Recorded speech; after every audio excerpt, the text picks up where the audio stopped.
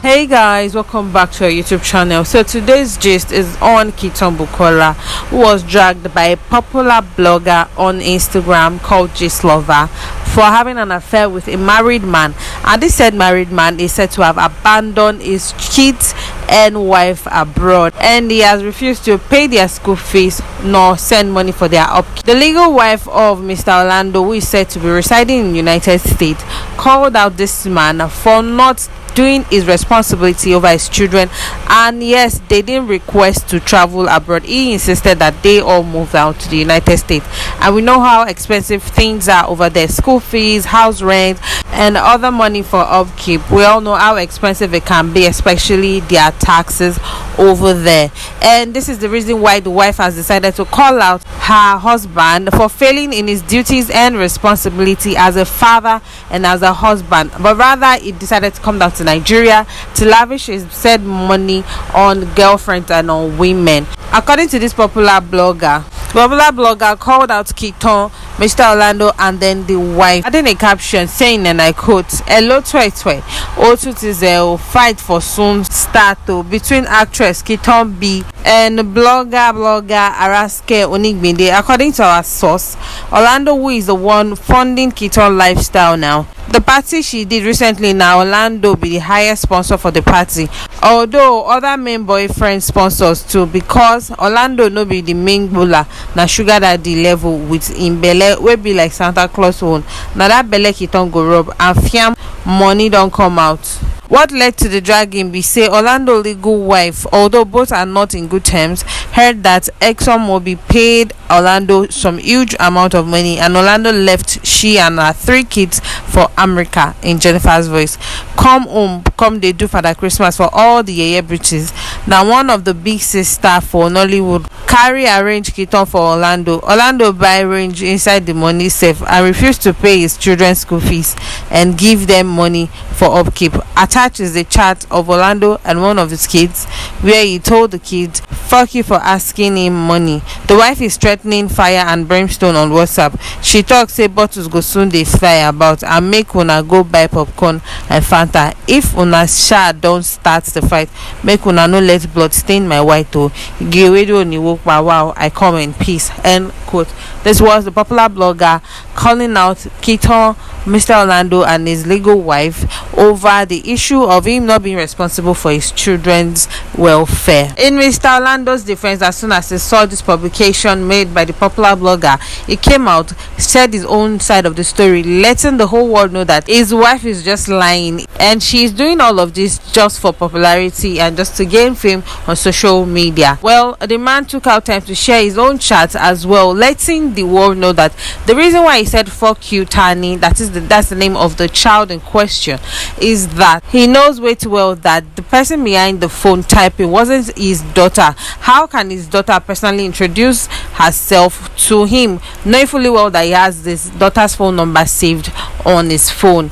And he knew very well that the person behind the keyboard was his wife, and that was the reason why he sent the message using the word "fuck you," and also that he's a responsible father and he has paid for their school fees and sent money for welfare as well. Well, back to Kiitan. Kiitan Bukola is yet to say anything concerning these allegations raised against her about the said affair between herself and Mr. Orlando.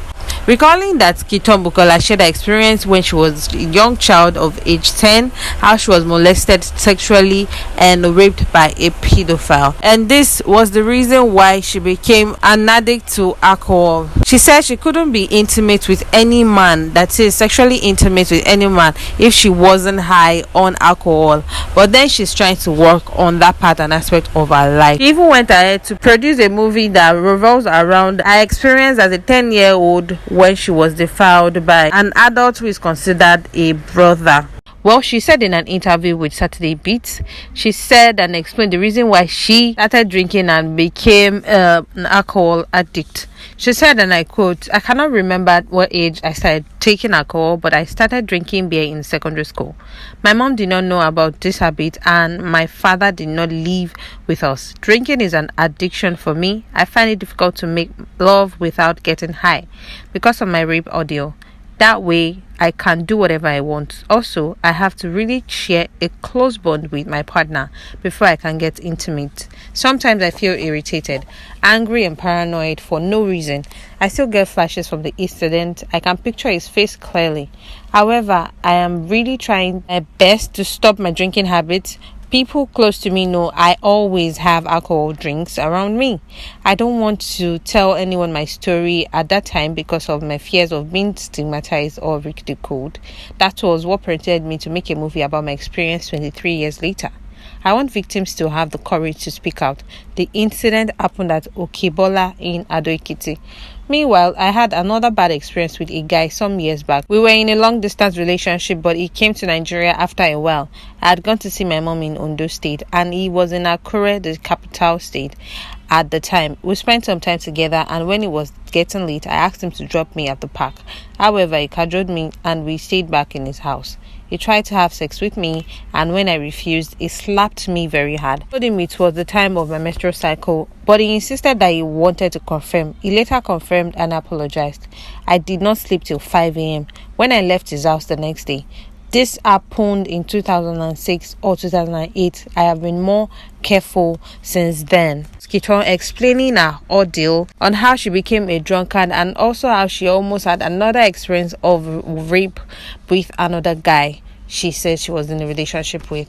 It's so sad, and so many people, victims specifically, can't come out to express themselves and say this is how it all went down. She also urged victims to speak out regardless of when the incident happened. She also said she wished she met her rapist before he died. She said, "When I told my rape story on social media, I found out that the guy had died.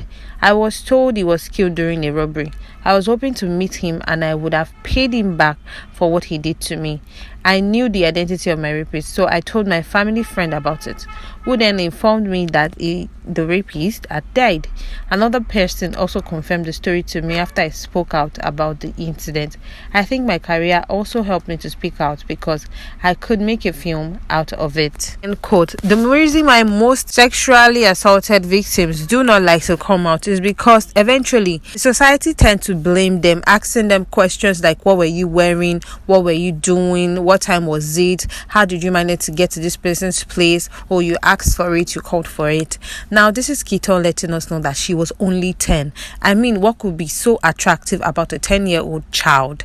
And also the case of Baba Ejesha, who at the age of 7 first molested a young child, and then at the age of 14 again. Well, these are still allegations unless and until he is proven guilty. Baba Ejesha is still very much innocent as we speak. Case of Kiitan Bukola, let's be careful as parents where we tell our children to stay, whether with friends, with family, with cousins, especially around elderly people. Let's be careful and watch out for our children as well.